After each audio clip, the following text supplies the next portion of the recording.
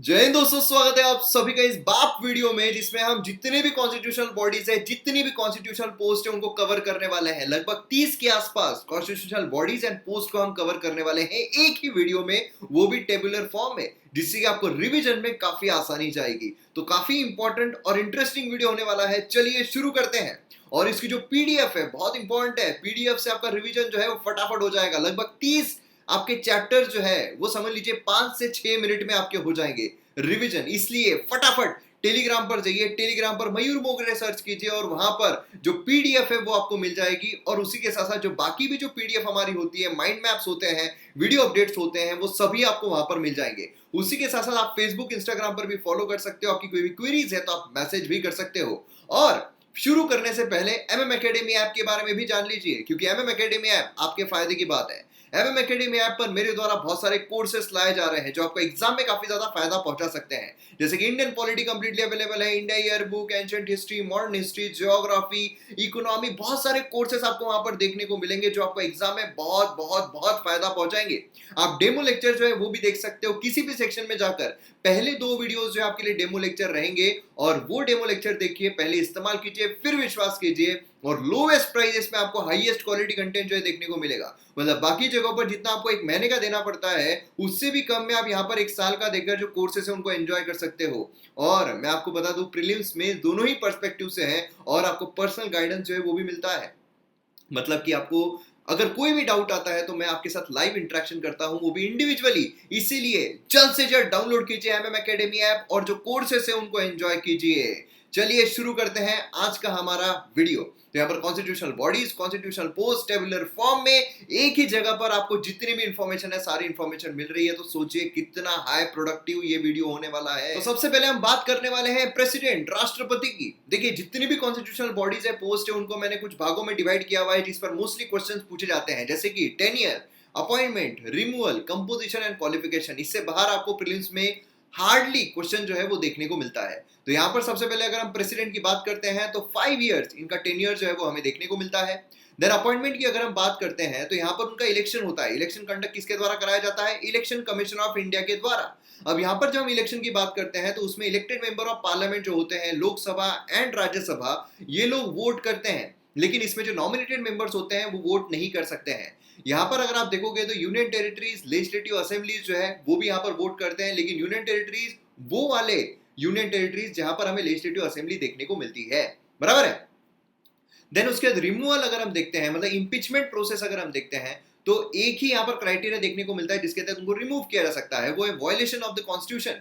And parliament जो है वो यहाँ पर इंपीचमेंट प्रोसेस जो है वो शुरू करते हैं। इंपीचमेंट बिल जो है वो any house of the parliament में शुरू हो सकता है। स्पेशल मेजोरिटी से अगर पास हो जाता है तो उनको रिमूव कर दिया जाएगा। लेकिन ये स्पेशल मेजोरिटी कौन सी होती है? एज पर आर्टिकल 61 हमें देखने को मिलती है, जिसमें 2/3 of total strength of the house लिया जाता है। स्पेशल मेजोरिटी में बहुत सारे लोग कंफ्यूजन है कि 2/3 ऑफ प्रेजेंट एंड वोटिंग, लेकिन यहाँ पर 2/3 of present all the houses, मतलब जितनी भी हाउस में मेंबर्स है सभी यहाँ पर रहेंगे। Total strength of the house रहता है। तब जाकर ये दोनों हाउस से अगर पास होता है तब जाकर राष्ट्रपति जो है रिमूव किए जाते हैं। यहाँ पर अगर हम क्वालिफिकेशन देखते हैं तो सिटीजन रहना चाहिए इंडिया के, 35 ईयर्स ऑफ एज कंप्लीट रहना चाहिए, लोकसभा मेंबर बनने के लिए क्वालिफाइड रहना चाहिए, ऑफिस ऑफ प्रॉफिट जो है वो हेल्ड नहीं करना चाहिए, मेंबर ऑफ पार्लियामेंट या फिर स्टेट लेजिस्लेचर के वो मेंबर नहीं रहने चाहिए, नॉमिनेशन सब्सक्राइब बाय 50 इलेक्टर्स यहाँ पर and proposers as 50 electors as seconders, ये भी उनको मिलना है। एंड सिक्योरिटी डिपॉजिट जो है 15,000 का आरबीआई में, वो भी उनको डालना पड़ेगा। तो ये यहाँ पर हमें देखने को मिलता है। तो यहाँ पर सेकंड आते हैं वाइस प्रेसिडेंट, उपराष्ट्रपति, जो कि राज्यसभा के चेयरमैन भी होते हैं, है ना, एक्स ऑफिशियल चेयरमैन होते हैं। तो इनका भी टेन्योर अगर हम देखते हैं तो 5 साल का हमें देखने को मिलता है। इनका अगर हम देखते हैं तो इलेक्शन होता है जो इलेक्शन कमीशन ऑफ इंडिया जो है उनके द्वारा कंडक्ट किया जाता है। एंड यहाँ पर इलेक्टेड एंड नॉमिनेटेड मेंबर जो है पार्लियामेंट के, वो यहाँ पर वोट कर सकते हैं। यहाँ पर नॉमिनेटेड मेंबर्स वोट नहीं कर सकते थे पार्लियामेंट के, यहाँ पर नॉमिनेटेड मेंबर्स भी वोट कर सकते हैं। लेकिन यहाँ पर स्टेट लेजिस्लेचर वाले भी वोट करते थे। यहाँ पर स्टेट लेजिस्लेचर यूनियन टेरिटरी नहीं आता है। यहाँ पर अगर हम देखते हैं तो जो रिजोल्यूशन यहाँ पर पास किया जाता है bye effective majority of Rajya Sabha.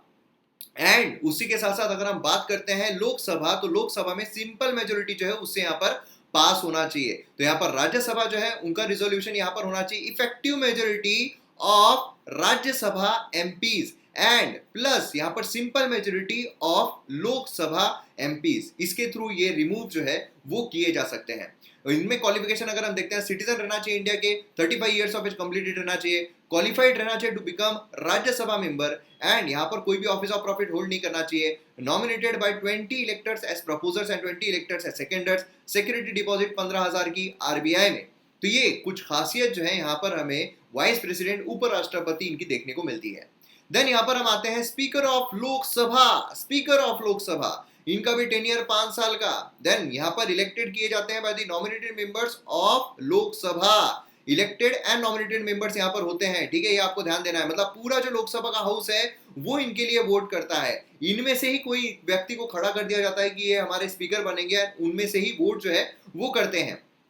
Removal अगर हम देखते हैं तो यहाँ पर इफेक्टिव मेजोरिटी जो है लोकसभा एमपीज की, उनके द्वारा ये रिमूव किए जाते हैं। अब देखिए इफेक्टिव मेजोरिटी आपको इतनी देखने को मिल रही है, इफेक्टिव मेजोरिटी क्या है? तो क्या होता है किसी भी हाउस में टोटल स्ट्रेंथ हम किसे कहेंगे कि समझ लीजिए टोटल जो एमपीज है वो हमें अगर देखने को मिल रहे हैं, लोकसभा की अगर हम बात करते हैं तो 545 अगर टोटल एमपीज हमें देखने को मिल रहे हैं, तो यहाँ पर एब्सोल्यूट मेजोरिटी हम किसे कहेंगे? 545 का 50% प्लस 1, इसे हम कहेंगे एब्सोल्यूट मेजोरिटी, मतलब टोटल स्ट्रेंथ का 50% से ज्यादा। नेक्स्ट यहाँ पर आती है इफेक्टिव मेजोरिटी। मतलब क्या है? मतलब इफेक्टिव स्ट्रेंथ कितनी? इफेक्टिव स्ट्रेंथ कैसे हम निकालते हैं? जितना यहाँ पर टोटल स्ट्रेंथ है उसमें से कोई जो लोग हैं, जो एमपीज हैं, उनकी किसी की डेथ हो गई होगी, किसी ने रेसिग्नेशन दे दिया होगा, तो मतलब सीट्स वैकेंट हो गई होगी। यहाँ पर समझ लीजिए अगर 45 जो सीट्स है वैकेंट है, ठीक है, रेसिग्नेशन डेथ के थ्रू अगर वैकेंट हो गई है, मतलब टोटल 500 है, ये इफेक्टिव स्ट्रेंथ है। इसका 50% 251 जो है, ये यहाँ पर इफेक्टिव मेजोरिटी जो है वो हमें देखने को मिलेगी। कंपोजिशन क्वालिफिकेशन अगर हम देखते हैं, मेंबर ऑफ रूलिंग पार्टी के मोस्टली हमें देखने को मिलते हैं। देन यहाँ पर डेप्यूटी स्पीकर जो है मेंबर ऑफ अपोजिशन पार्टी का एक कन्वेंशन है, ऐसा हमारे संविधान में नहीं लिखा गया है, ये कन्वेंशन चलता आ रहा है कि ठीक है अगर हम रूलिंग पार्टी का स्पीकर रखते हैं तो डेप्यूटी स्पीकर हम अपोजिशन पार्टी का रखेंगे। ये क्वेश्चन जो है यूपीएससी में पूछा गया था। देन प्राइम मिनिस्टर की अगर हम बात करते हैं तो कोई भी फिक्स टेन्योर नहीं है, as per the discretion and pleasure of president जो है, ऐसा हमें देखने को मिलता है। अब यहाँ पर प्रेसिडेंट जो है वो यहाँ पर मेजोरिटी पार्टी के जो होते हैं, लोकसभा मेजोरिटी पार्टी जो होती है उसका जो लीडर रहेगा उसको यहाँ पर प्रधानमंत्री करके अपॉइंट करते हैं। एंड देन कभी भी वो रिमूव कर सकते हैं as per the pleasure of president है, तो जी नहीं, जब तक उनकी मेजोरिटी है तब तक उनको रिमूव नहीं किया जा सकता है। अगर कॉन्फिडेंस लूज हो जाता है, मेजोरिटी सपोर्ट चला जाता है, तो रिजाइन कर सकते हैं या फिर राष्ट्रपति के द्वारा रिमूव कर दिए जाते हैं। यहाँ पर member of either house of the parliament यहाँ पर प्रधानमंत्री बन सकते हैं, मतलब जरूरी नहीं लोकसभा के ही रहेंगे, राज्यसभा की भी अगर कोई मेंबर है तो वो भी प्रधानमंत्री जो है वो बन सकते हैं। नॉन मेंबर जो है वो भी प्रधानमंत्री बन सकते हैं, अगर किसी भी हाउस के मेंबर नहीं है वो भी प्रधानमंत्री बन सकते हैं, लेकिन 6 महीने के अंदर अंदर उनको किसी न किसी हाउस से चुनकर आना पड़ता है। समझ में आया? देन हम आते हैं यूनियन काउंसिल ऑफ मिनिस्टर्स पर। कोई भी फिक्स टेन्योर्स नहीं है, काउंसिल ऑफ मिनिस्टर्स का वही है प्लेजर ऑफ प्रेसिडेंट। यहाँ पर president with the advice of prime minister, यहाँ पर प्राइम मिनिस्टर की जो एडवाइस रहेगी वो बाइंडिंग रहेगी और उनके तहत यहाँ पर इनका अपॉइंटमेंट जो है वो किया जाता है। अगर लोकसभा मेजोरिटी लूज हो जाती है तो फिर इनको यहाँ पर रेसिग्नेशन जो है वो देना पड़ता है या फिर राष्ट्रपति इनको रिमूव कर देता है। अगर प्रधानमंत्री ने रेसिग्नेशन दे दिया तो फिर ऑटोमेटिकली इनका रिमूवल जो है वो हो जाता है। Member of either house of the parliament, non member ये भी बन सकते हैं 6 महीने के लिए। चलिए आगे बढ़ते हैं। यहाँ पर अगर हम बात करते हैं 10 ईयर की एमपीज ऑफ लोकसभा की, अब तक हमने देखा है काउंसिल ऑफ मिनिस्टर्स के बारे में, लेकिन अब एमपीज की हम बात कर रहे हैं। All the council of ministers are MP but all the MPs may not be a council of ministers. तो यहाँ पर ये चीज काफी इंपॉर्टेंट जो ध्यान में रखना है आपको। इनका टेन्योर, एमपी का टेन्योर अगर हम देखते हैं तो वो होता है 5 ईयर्स का। यहाँ पर इलेक्टेड होते हैं by territorial representation, majority of the vote से यहाँ पर गिने जाते हैं। एंड उसी के साथ साथ यहाँ पर एंग्लो इंडियन जो है वहां से 2 नॉमिनेटेड मेंबर जो है वो भी हमें देखने को मिलते थे, लेकिन अब यहाँ पर 2 नॉमिनेटेड मेंबर जो है वो अब यहाँ पर खारिज कर दिए गए हैं, अब वो बंद कर दिए गए हैं। रिमूवल अगर हम देखते हैं तो यहाँ पर डिस्क्वालिफिकेशन अगर उनका होता है जो हमारे संविधान के तहत दिया गया है, जो हमारे रिप्रेजेंटेशन ऑफ पीपल एक्ट के तहत दिया गया है, तो अगर वो डिस्क्वालीफाई हो जाते हैं तो फिर उनको डिस्क्वालीफाई कर दिया जाएगा। उसी के साथ साथ डिस्क्वालिफिकेशन स्पीकर के द्वारा होता है अगर वो डिफेक्शन लॉ वायलेट करते हैं। डिफेक्शन मतलब हमारा जो 10th शेड्यूल है वो वायलेट करते हैं, मतलब वॉलंटरीली अगर अपनी मेंबरशिप छोड़ देते हैं, किसी और पॉलिटिकल पार्टी को ज्वाइन कर लेते हैं, तो वो वहां पर रिमूव कर दिए जाते हैं, डिस्क्वालीफाई कर दिए जाते हैं। देन उसके बाद अगर हम यहाँ पर क्वालिफिकेशन देखते हैं, सिटीजन रहना चाहिए, 25 साल की उम्र इनकी पूरी रहनी चाहिए, एंड यहाँ पर इलेक्टर रहना चाहिए कॉन्स्टिट्यूएंसी के, और ऐसा भी एक था कि उन्हीं के कॉन्स्टिट्यूएंसी के इलेक्टर रहना चाहिए, मतलब तो वो उसी कॉन्स्टिट्यूएंसी से वो आ सकते हैं, लेकिन फिर वो डिसकंटिन्यू जो है वो कर दिया गया था। देन यहाँ पर SC/ST अगर मेंबर है तो उन्होंने रिजर्व सीट जो है वहीं से अपना करना चाहिए। देन उसके बाद एमपीज अगर हम राज्यसभा की देखते हैं तो इसमें टर्म जो है फिक्स नहीं है, ठीक है, कॉन्स्टिट्यूशन के तहत फिक्स नहीं किया गया है। यहाँ पर parliament representation of people act जो है 1951 उनके तहत यहाँ पर इन्होंने उनकी जो टर्म है फिक्स की हुई है, वो फिक्स की है 6 ईयर्स, ठीक है। एंड यहाँ पर 1/3 मेंबर जो एलिजिबल रहते हैं फॉर री इलेक्शन एवरी 2 ईयर्स, तो ये हमें यहाँ पर देखने को मिलता है। ये इलेक्ट होते हैं प्रोपोर्शनल रिप्रेजेंटेशन के साथ, मतलब यहाँ पर जो डायरेक्टली यहाँ पर इलेक्ट होकर आते हैं, यहाँ पर इनडायरेक्टली इलेक्ट होकर आते हैं। यहाँ पर 12 मेंबर जो उनको नॉमिनेट किया जाता है राष्ट्रपति के द्वारा, जो अलग अलग फील्ड के हैं, नॉलेज एक्सपीरियंस उनको मिलता है, आर्ट्स, लिटरेचर, साइंस, ये जो सोशल साइंस है, ठीक है। देन उसके बाद अगर हम देखते हैं डिस्क्वालिफिकेशन जो है, ये जो हमारे संविधान में बताया गया है, रिप्रेजेंटेशन ऑफ पीपल एक्ट में बताया गया है, या डिफेक्शन के तहत इनको डिस्क्वालीफाई किया जा सकता है। सिटीजन रहना चाहिए इंडिया के, age 30 years of age complete रहना चाहिए, एंड इलेक्टर रहना चाहिए कॉन्स्टिट्यूएंसी के। SC/ST मेंबर जो है वो यहाँ पर अगर वो सीट से लड़ना चाहते हैं तो उनको उस कैटेगरी से बिलोंग करना पड़ेगा। गवर्नर की अगर हम बात करते हैं तो गवर्नर का जो कार्यकाल है, टेन्योर है, वो 5 ईयर्स का, लेकिन during the pleasure of president ये भी हमें देखने को मिलता है। अगर राष्ट्रपति चाहे तो उनको कभी भी निकाल सकते हैं। ये नॉमिनेट किए जाते हैं राष्ट्रपति के द्वारा, इनका कोई भी इलेक्शन नहीं होता है, इनका कोई भी फॉर्मल अगर हम कोई कमेटी के द्वारा अपॉइंटमेंट है तो वैसा भी नहीं होता है। देन यहाँ पर रिमूवल जो है वो राष्ट्रपति के द्वारा ही किया जाता है। अब राष्ट्रपति on the aid and advice of council of ministers, मतलब गवर्नमेंट। यहाँ पर सिटीजन रहना चाहिए इंडिया के, 35 ईयर्स ऑफ एज कंप्लीट रहना चाहिए। देन उसी के साथ साथ कुछ कन्वेंशन भी है, ये दो तो हमारे संविधान के तहत है। देन कुछ हमें देखने को मिलता है जो कन्वेंशन के तौर पर फॉलो किया जा रहा है, वो है कि जो स्टेट है, जिस राज्य में उनको गवर्नर करके बनाया जा रहा है, वो किसी बाहर के राज्य से बिलोंग करना चाहिए, है ना। एंड कोई भी ऑफिस ऑफ प्रॉफिट नहीं रहना चाहिए, and not a member of कोई भी लेजिस्लेचर। देन आते हैं speaker of state legislative assembly. हमने स्पीकर ऑफ लोकसभा देखा है, अब हम बात करेंगे speaker of state legislative assembly. इनका भी कार्यकाल 5 साल का होता है। Elected and nominated member of state legislative assembly, वहां से ही उनको लिया जाता है। देन यहाँ पर रिमोट रिजोल्यूशन जो है इफेक्टिव मेजोरिटी से पास होना चाहिए, यहाँ भी इफेक्टिव मेजोरिटी है। मतलब बेसिकली अगर हम इफेक्टिव मेजोरिटी कहाँ कहाँ पर इस्तेमाल होती है ऐसा देखें तो दोनों ही houses, Lok Sabha, Rajya Sabha and state legislature, इनका अगर हम हाउसेस देखते हैं तो इनके जो प्रिसाइडिंग ऑफिसर्स है वो इफेक्टिव मेजोरिटी से रिमूव किए जाते हैं, बराबर है। अब इसमें अगर हम क्वालिफिकेशन देखते हैं तो member of ruling party mostly रहते हैं, एंड डिप्यूटी स्पीकर जो है वो अपोजिशन पार्टी से रहते हैं। कन्वेंशन यहाँ पर बना हुआ है। Then chairman of state legislative council अगर हम देखें, जहाँ पर बाय कैमरलिज्म है, जैसे हमारे पास लोकसभा, राज्यसभा सेंटर में है, वैसे कुछ स्टेट्स में सिर्फ लेजिस्लेटिव असेंबली है, लेकिन कुछ राज्य ऐसे हैं जहाँ पर legislative assembly and legislative council जो है दोनों देखने को मिलते हैं। तो काउंसिल अगर हम देखें, उनका भी कार्यकाल 5 साल का होता है। Elected and nominated members of ये लेजिस्लेटिव काउंसिल, एंड रिमूवल जो है वो इफेक्टिव मेजोरिटी से होता है। एंड यहाँ पर member of state legislative council, ठीक है, वो यहाँ पर रहना चाहिए। देन चीफ मिनिस्टर की अगर हम बात करते हैं तो यहाँ पर कोई भी फिक्स टेन्योर नहीं है, प्लेजर ऑफ गवर्नर जो है वो करके होल्ड करते हैं, जैसे कि हमने सेंटर में प्रधानमंत्री के बारे में देखा। गवर्नर जो है वो जो भी मेजोरिटी पार्टी रहेगी, जिसकी ज़्यादा सीटें आई है, उन्होंने 50 मार्क क्रॉस कर लिया है, उनके लीडर को यहाँ पर चीफ मिनिस्टर करके अपॉइंट कर सकते हैं। देन अगर वो अपना कॉन्फिडेंस लूज कर देते हैं तो वो चले जाएंगे, रेसिग्नेशन भी दे देता है तो पूरा काउंसिल ऑफ मिनिस्टर्स कोलैप्स कर लेगा। यानी यहाँ पर either house of the state legislature जो है वो रह सकते हैं, एंड अगर नहीं है तो 6 महीने के अंदर अंदर चुन के आना पड़ेगा। जैसे कि जीता जाता एग्जाम्पल हमें महाराष्ट्र के जो चीफ मिनिस्टर है उद्धव ठाकरे, उनका देखने को मिलता है। ये जब चीफ मिनिस्टर बने तो किसी भी, दोनों ही हाउस से इलेक्शन लड़े ही नहीं थे, तो फिर भी वो बने, 6 महीने के अंदर अंदर चुन के आना पड़ता है। देन नेक्स्ट अगर हम देखते हैं स्टेट काउंसिल ऑफ मिनिस्टर्स, ठीक है, इसमें भी कोई फिक्स टेन्योर नहीं है, गवर्नर के प्लेजर के तहत है। यहाँ पर वही है कि सीएम यहाँ पर बताएगा, वो बाइंडिंग रहेगा। अगर कॉन्फिडेंस लूज हो जाता है तो रिजाइन करना पड़ेगा, गवर्नर निकाल देंगे। चीफ मिनिस्टर अगर रिजाइन करते तो पूरी काउंसिल ऑफ मिनिस्टर्स कोलैप्स हो जाती है। देन यहाँ पर आइदर हाउस ऑफ दी रहेगा, एंड अगर नहीं है तो 6 महीने के अंदर अंदर चुन के आना पड़ेगा। मेंबर ऑफ स्टेट लेजिस्लेचर अगर हम देखते हैं, जिसको हम एमएलए कहते हैं, तो यहाँ पर 5 साल का उनका कार्यकाल होता है, same as that of Lok Sabha. Elected members होते हैं टेरिटरी रिप्रेजेंटेशन के थ्रू, डायरेक्ट इलेक्शंस यहाँ पर होते हैं, एंड नॉमिनेटेड मेंबर्स हमें देखने को मिलते थे। फिर उसके बाद डिस्क्वालिफिकेशन जो है वो यहाँ पर कॉन्स्टिट्यूशन में अगर कोई रीजन बताया गया है, रिप्रेजेंटेशन ऑफ पीपल एक्ट के तहत है, या disqualification as per the 10th schedule anti defection law के तहत। सिटीजन रहना चाहिए इंडिया के, 25 साल की उम्र कंप्लीट रहना चाहिए। देन उसके बाद SC/ST से अगर उनको लड़ना है तो वहां से वो बिलोंग करना चाहिए। मेंबर ऑफ काउंसिल अगर हम देखते हैं तो टर्म जो है फिक्स नहीं है। गवर्नर डिस्क्रिप्शन एंड 1/3 मेंबर जो है 2 साल के एलिजिबल होते हैं, हर 2 साल में एलिजिबल होते हैं। अब स्टेट लेजिस्लेटिव काउंसिल में अगर हम देखें तो 1/6 जो लोग होते हैं वो नॉमिनेट किए जाते हैं, जिनको स्पेशल नॉलेज होता है। तो ये चीज आपको ध्यान में रखना है, ये थोड़ी अलग है अगर हम राज्यसभा से कंपेयर करते हैं। देन यहाँ पर डिस्क्वालिफिकेशन जो है हमारे संविधान में जो दिया गया है, यहाँ पर वायलेशन अगर होता है या फिर डिफेक्शन के तहत होता है। यहाँ पर सिटीजन रहना चाहिए, 30 ईयर्स ऑफ एज कंप्लीट रहना चाहिए। देन उसके बाद SC/ST वही क्राइटेरिया जो है हमें देखने को मिलता है। देन हम आते हैं फाइनेंस कमीशन पर। फाइनेंस कमीशन यहाँ पर अपॉइंट की जाती है हर 5 साल में, जो यहाँ पर राष्ट्रपति जो उनके द्वारा की जाती है। तो appointment bye the president. Removal अगर हम देखते हैं तो कुछ अप्लीकेबल बताया नहीं है।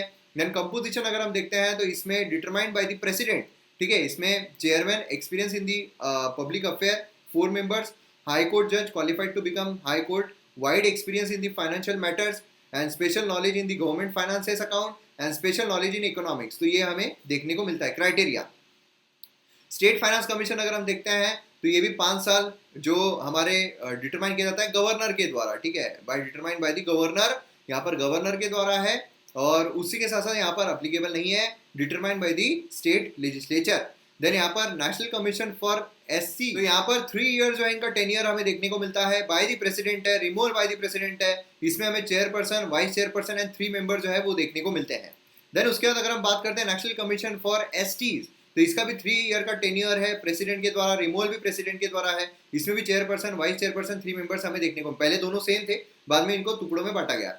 देन उसके बाद national commission for backward class जो है ये भी से भी कॉन्स्टिट्यूशन संवैधानिक दर्जा दिया गया।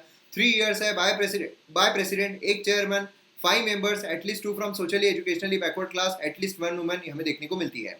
Then special officer for linguistic minorities अगर हम देखें तो स्पेसिफाइड नहीं किया गया है संविधान में, बाय द प्रेसिडेंट है, इसमें भी कोई स्पेसिफिकेशन देखने को नहीं मिलता है।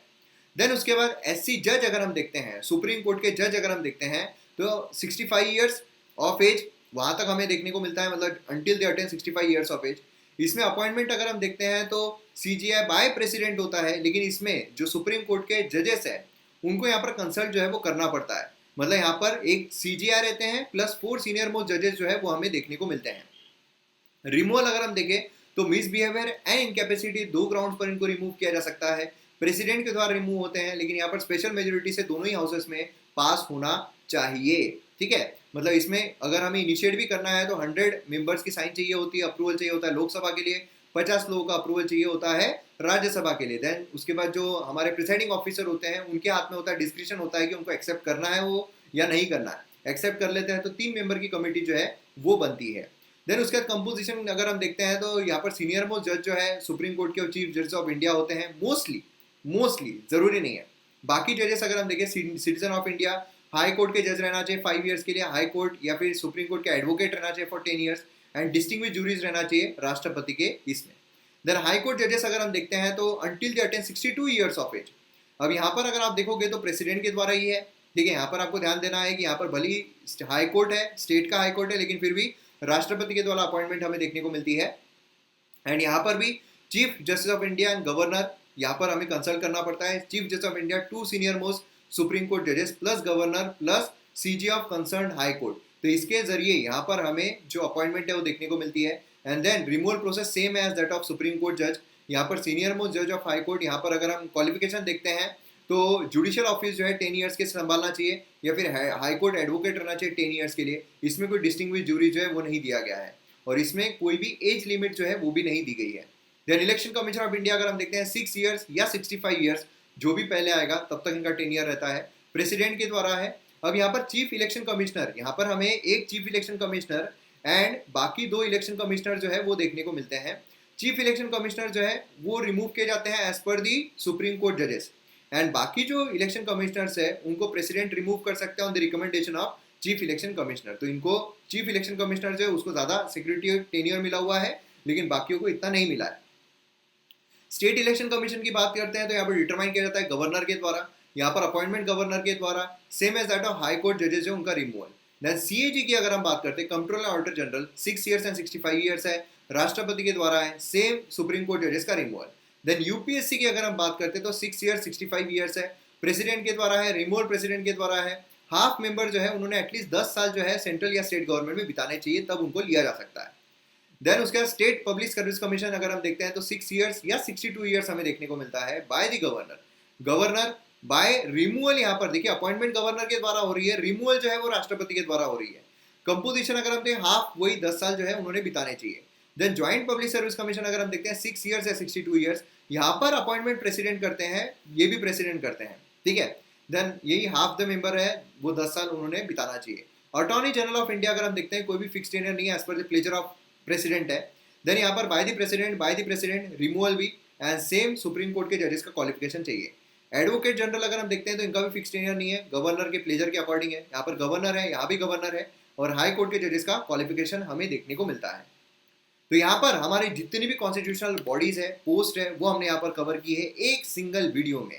तो इसकी पीडीएफ आपको बहुत काम आएगी, फटाफट तुरंत आपकी रिवीजन हो जाएगी। तो जल्द से जल्द जो हमारा टेलीग्राम चैनल है उसको फॉलो कीजिए and MM academy app download कीजिए। आपको ऑसम कोर्सेज जो है देखने को मिलेंगे, आपको बिल्कुल निराशा नहीं होगी। तो डाउनलोड कीजिए एमएम एकेडमी ऐप। मिलते हैं हम अगले वीडियो में। जय हिंद।